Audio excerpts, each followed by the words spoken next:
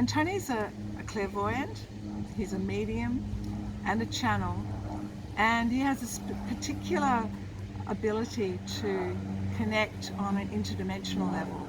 So these sentient beings would be around me and around my clients, and they would include the likes of the Pleiadians.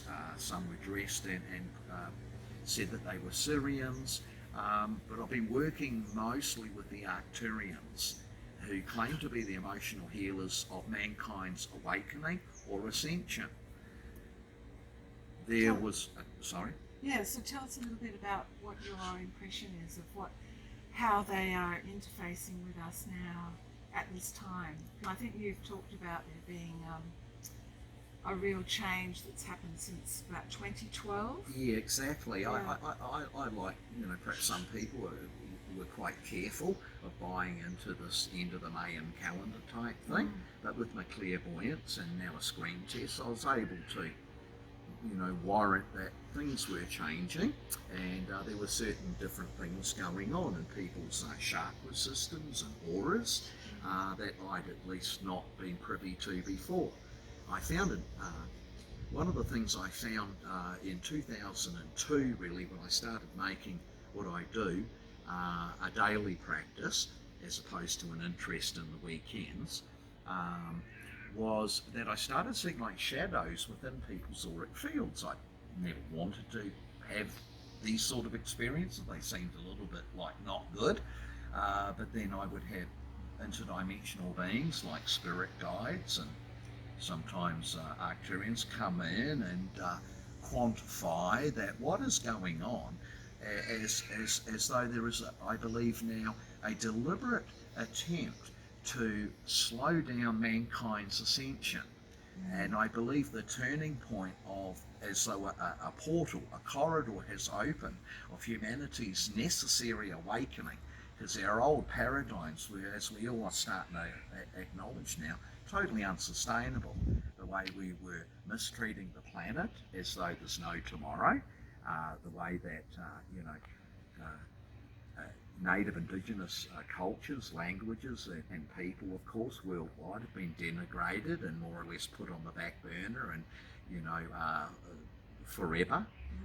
Those things, have to change.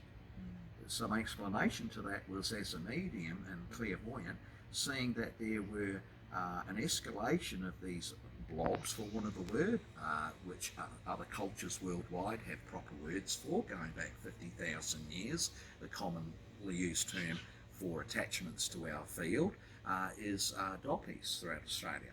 But of course, different language groups have their own words, and that's something I find fascinating in my worldwide travel, is that all indigenous cultures have always warned that mankind's even physical problems, never alone the emotional problems we're all enduring now with so much stress, comes from our blueprint, from our aura. So what happens to our aura, be it for most people invisible, impacts on our emotional and mental well-being immediately and undermines us. And a lot of people are not really having a life now. They're in damage control. So just to track back on, how would you define the aura? How would you describe that for perhaps? Simply for me, and I do benefit from, 2 decades ago I bought an aura camera to show other people something of what I'm seeing, the good and the bad.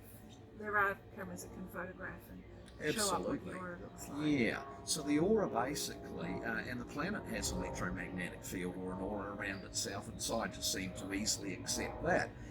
The human condition is such, our aura being a coloured light around us of various colours, usually people have 2 or 3 colours, actually comes from the strongest of our 7 major chakras running up our hara line or vertebrae column.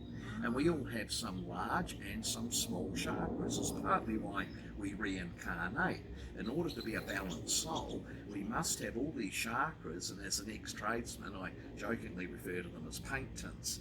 So we all benefit from having very big, strong paint tins. For instance, if my heart chakra was small, I would have issues either with my heart organ and or the only way that would be stifled would be through, be it too much grief, unaddressed, or maybe lack of self-love.